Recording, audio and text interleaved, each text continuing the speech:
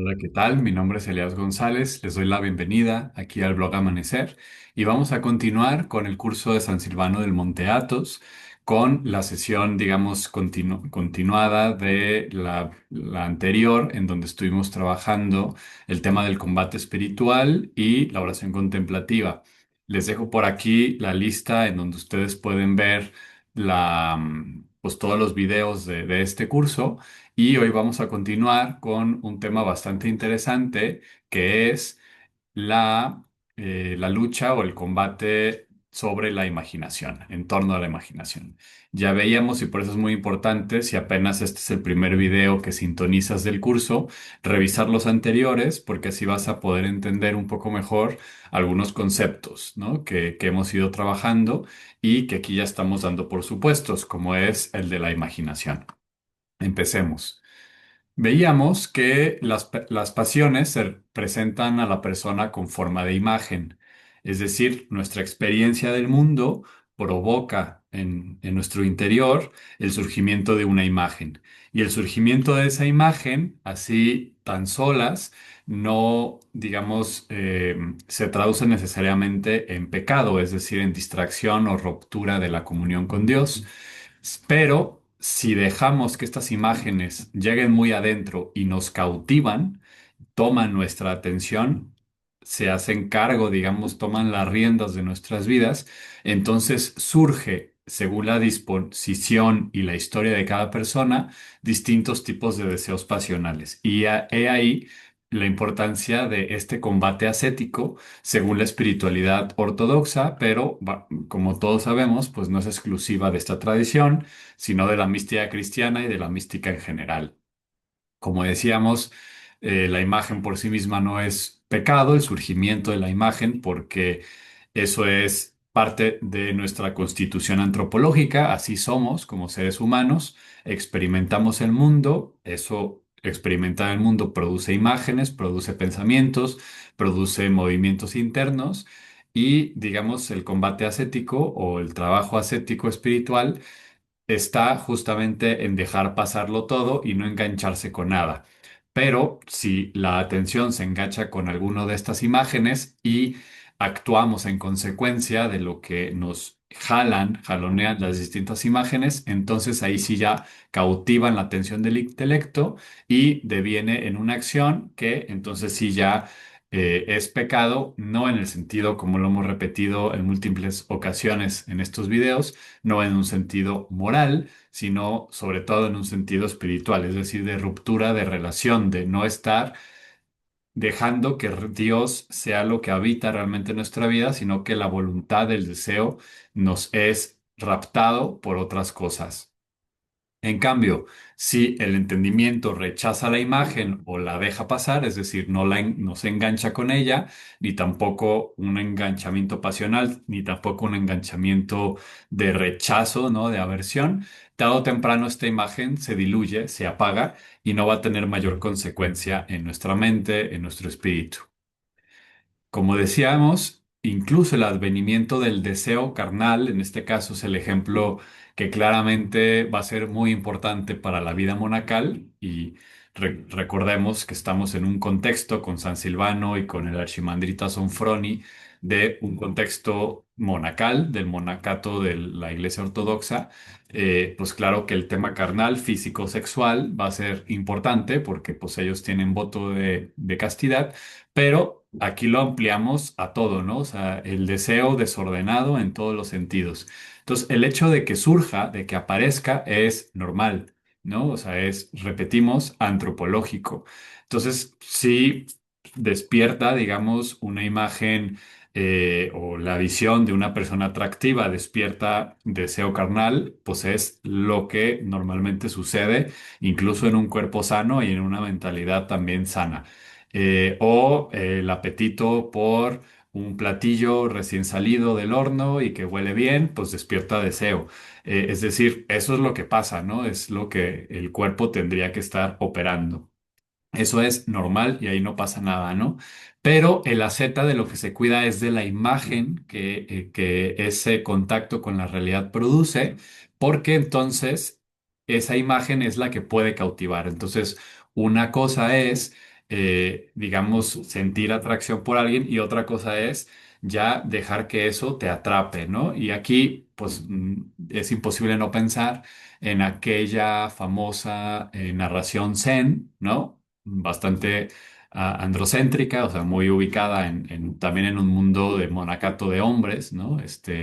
De monjes zen, pero que, digamos, vale perfectamente la pena para nuestro ejemplo, ¿no? Que es la de el maestro y el aprendiz que iban a cruzar un río, estaba también una mujer que no podía cruzar, el maestro la carga, le ayuda a cruzar al otro lado, ahí se despiden, siguen caminando y el discípulo, muy molesto, tiempo después, le dice al maestro que cómo era posible, que cargara a una mujer, él que tenía voto de castidad, etcétera. Y entonces el maestro le dice, sí, es verdad, yo la cargué y la trasladé al otro lado del río, pero tú la sigues cargando ahora, ¿no? Esa es la gran diferencia, ¿no? Entre algo normal que sucede, que acontece, y el problema es que cuando surge la imagen y se adentra demasiado en nuestro interior y ya capta, como este discípulo, que sigue cargando eso, ¿no? Sigue, esta imagen se apoderó de él. Y ese es el meollo del asunto, ¿no? Eso es lo que el asceta trabaja. No es que se vuelva una persona que ya no tiene deseos, que ya no tiene pasiones, que ya no siente nada, sino que no es controlado por las cosas que siente. Entonces, el asunto, ¿no? Es la cautividad de parte de la imagen. Sin cautividad no hay acción proveniente de la pasión, ¿no? Es decir, si nos cautiva la imagen, si no nos atrapa, no actuamos, digamos, en ese sentido, provocados por el apego o por la aversión que podamos llegar a sentir en torno a lo que produce la imagen, ¿no? Entonces, de lo que hay que cuidarnos sobre todo es de que no nos atrape o no nos cautiva la imagen. Aquí, de nuevo, y aquí ya es cita textual, dice, descubrimos aquí un nuevo, aquí bueno, creo que la cita la puse no tan bien, pero bueno, el punto es, ¿por qué el intelecto es eminentemente activo? Se oponen las fluctuaciones mentales de la ración discursiva, la atención. O sea, es decir, ¿por qué medio? ¿Cuál es nuestra facultad por la cual el intelecto se puede liberar y se puede, digamos, salir de la cautividad que produce las imágenes? Es la atención.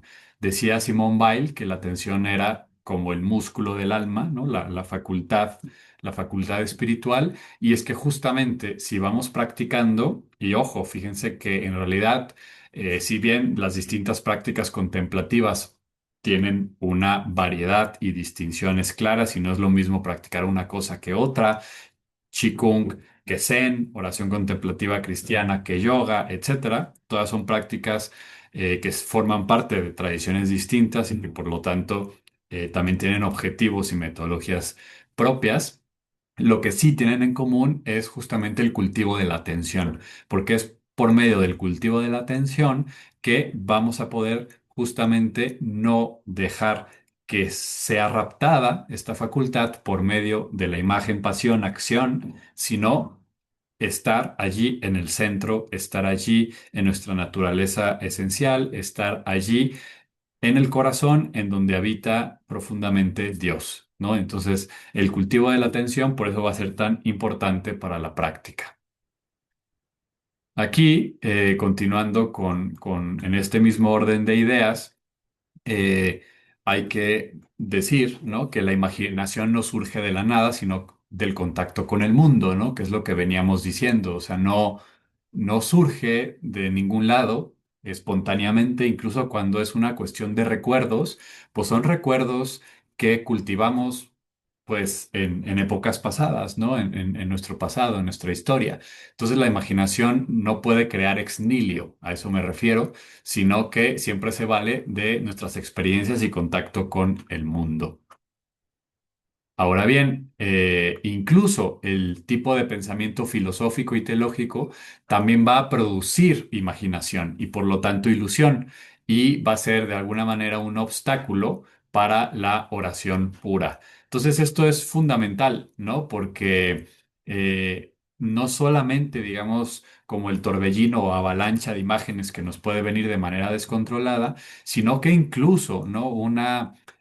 un uso excesivo de la razón, tal y cual lo entendemos ahora ya en el orden filosófico y teológico, la elucubración mental tiende también a una sobrecarga de imaginación, entonces también allí hay que vivirlo con moderación según esta propuesta ascética. Eh, y aquí cabe también como señalar que incluso existen imágenes reveladas, entregadas que vienen de Dios y nutren el alma. Pero, ojo, pero estas no deben de ser consideradas como el coronamiento de la revelación, dice Sofroni. Es decir, en el camino espiritual, y por eso aquí yo les propongo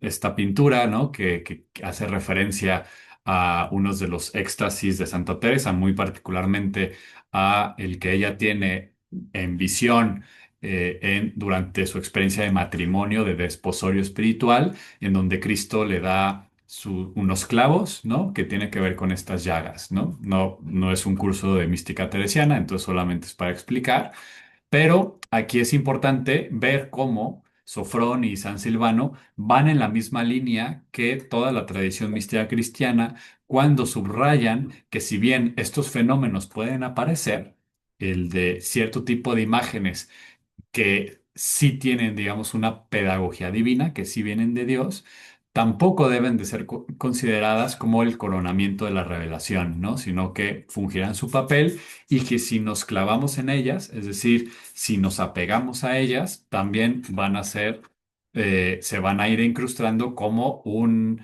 ilusión, ¿no? Porque una cosa es la experiencia y otra cosa es el recuerdo de la experiencia. Y si entonces la experiencia eh, digamos, la encerramos en nuestros apegos, pierde su potencia porque ya lo único que estamos recordando constantemente es nuestra interpretación de la experiencia y ya es de nuestra cosecha y ya no exclusivamente el don de lo que produce Dios, ¿no? Estas imágenes que aparecen en la oración y que pensamos, sentimos que vienen de Dios por sus efectos, porque a Dios se le conoce por sus efectos, hay que dejarlas que actúen, que hagan lo que tengan que hacer y no andar dándole vueltas después ni contándoselas a todo mundo, porque en el momento hacen y acomodan lo que tienen que acomodar y lo que viene después ya es de tu cosecha y ya le estás ahí, digamos, como haciendo daño a esta experiencia. En ese sentido, como dice aquí la cita, renuncia a las cosas creadas y busca a Dios en cuanto Dios.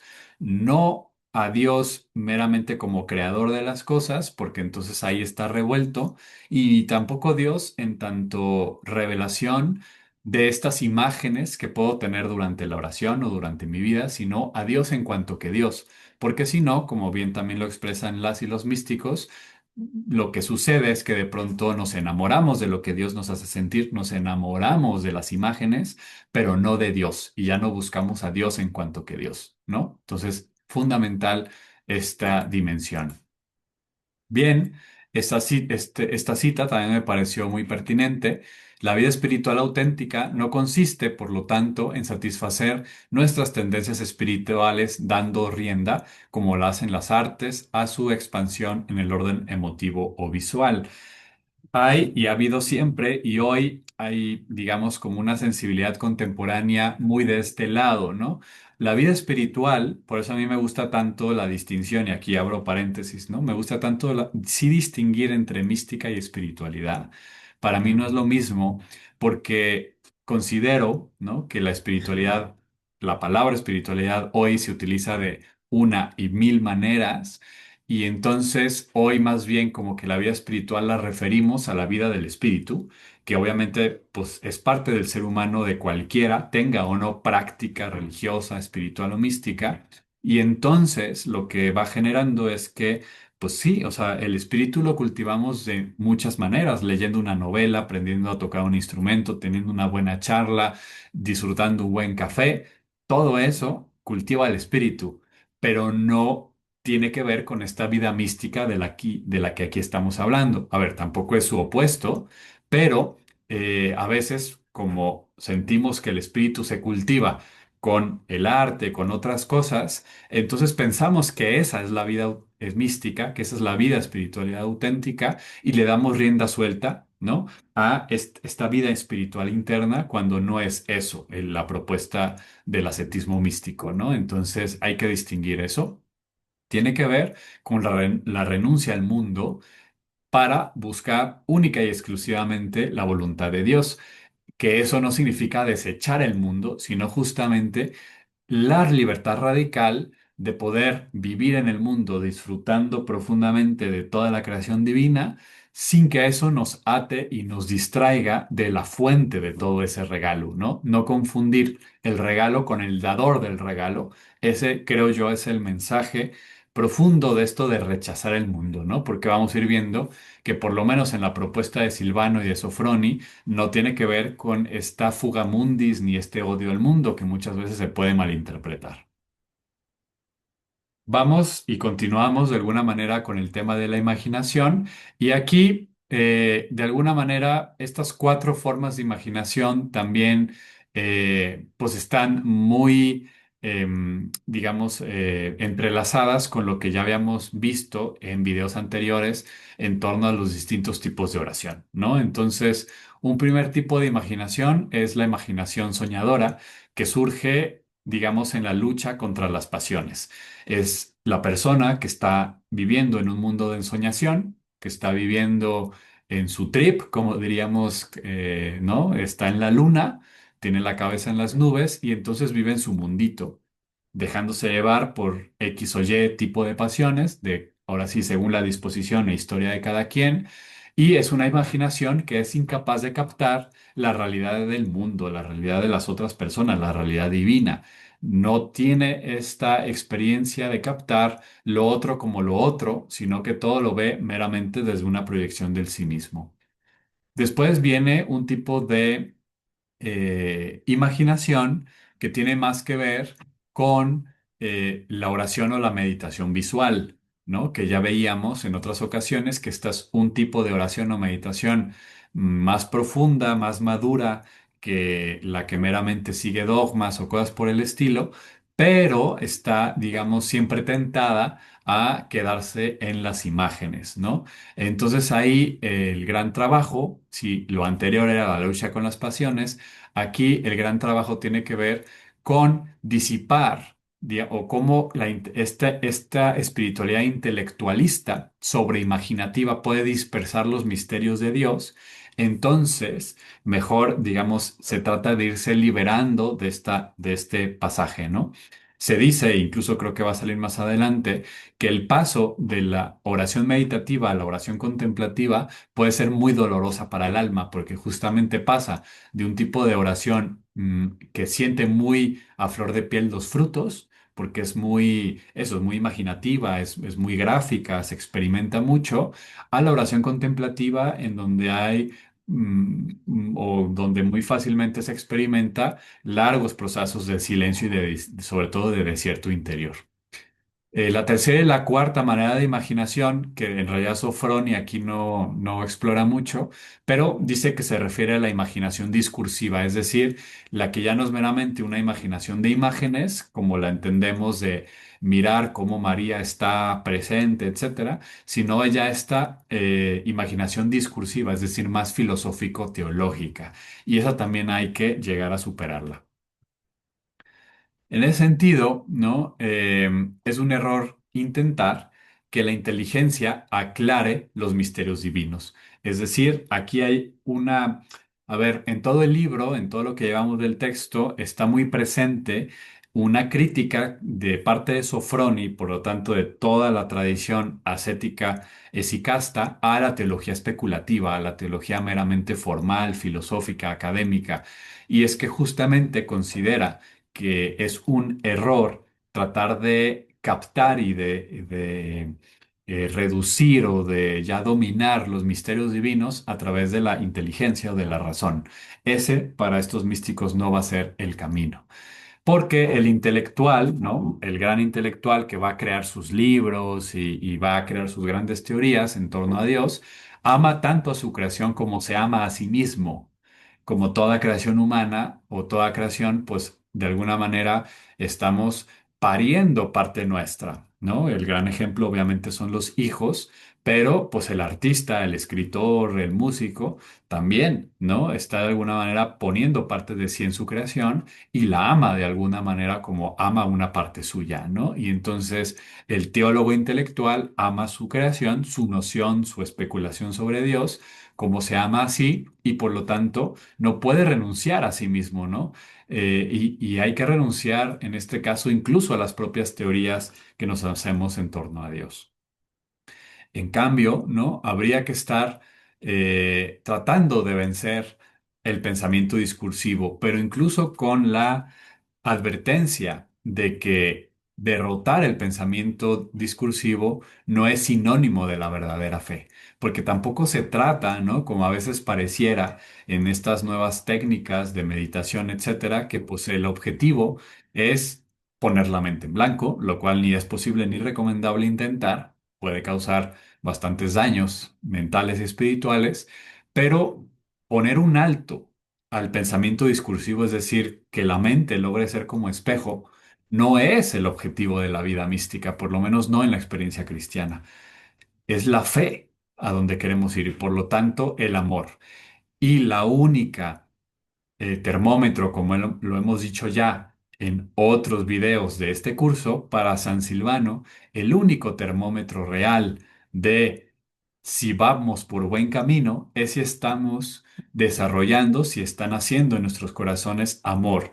Y no cualquier amor, sino un tipo de amor muy particular, que es el amor a nuestros enemigos. Porque como lo dice muy claramente el Evangelio, ¿no? A nuestros amigos, a la gente que nos quiere, etcétera, pues no es muy difícil amarles, ¿no? Aunque ojalá por lo menos eso pudiéramos. El amor a los enemigos, he allí la prueba, ¿no? He allí la auténtica prueba de si vamos bien en el camino espiritual.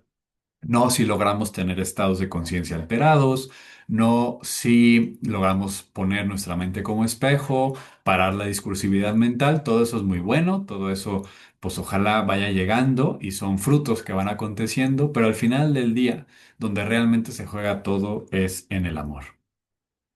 La experiencia mencionada, nos dice Sofroni, es decir, de unión con Dios, de comunión, no va a depender solamente del querer del ser humano. Esto es fundamental.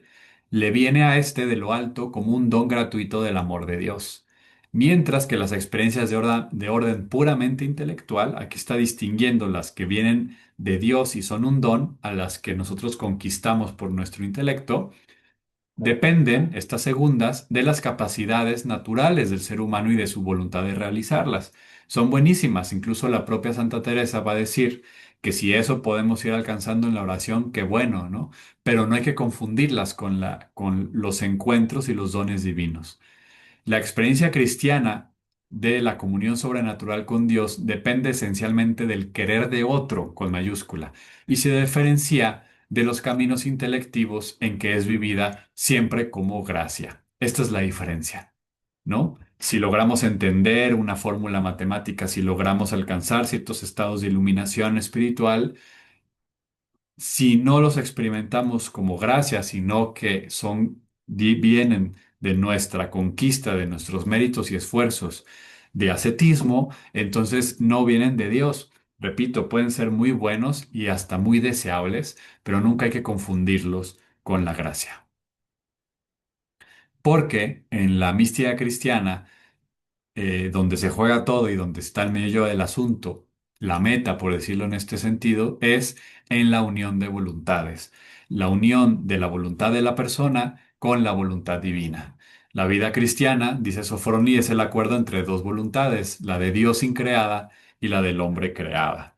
Esto es fundamental y lo hemos repetido insistentemente, ¿no? Que la voluntad de Dios no es como lo hemos caricaturizado en el sentido de, pues voy a encontrar qué quiere Dios para mí, y si yo quiero que me haga monja, si yo quiero que me case, si Dios quiere, etcétera, y entonces negarme a mí para seguir un plan que fue creado por otro, sino darse cuenta de y experimentar cuál es el dinamismo de amor divino e ir dinamizando nuestra vida desde allí en los concretos de nuestra historia.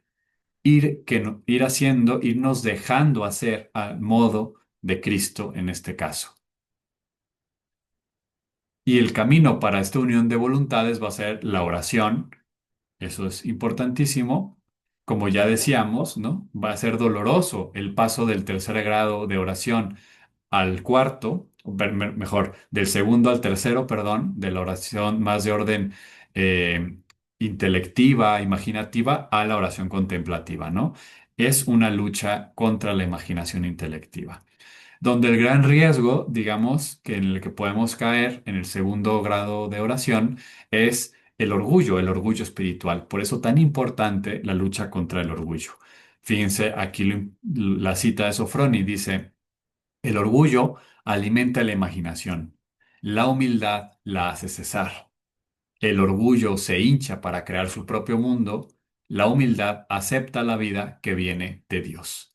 Entonces, aquí me parece una frase lapidaria, una frase sintética de todo lo que hemos venido diciendo, que es el orgullo quiere hacer su propio mundo, es el pecado original, quiere vivir la vida en ausencia de Dios, en ausencia de los demás, y ser un dueño de sí mismo en el mal sentido de la palabra, ¿no? En el sentido de egocéntrico.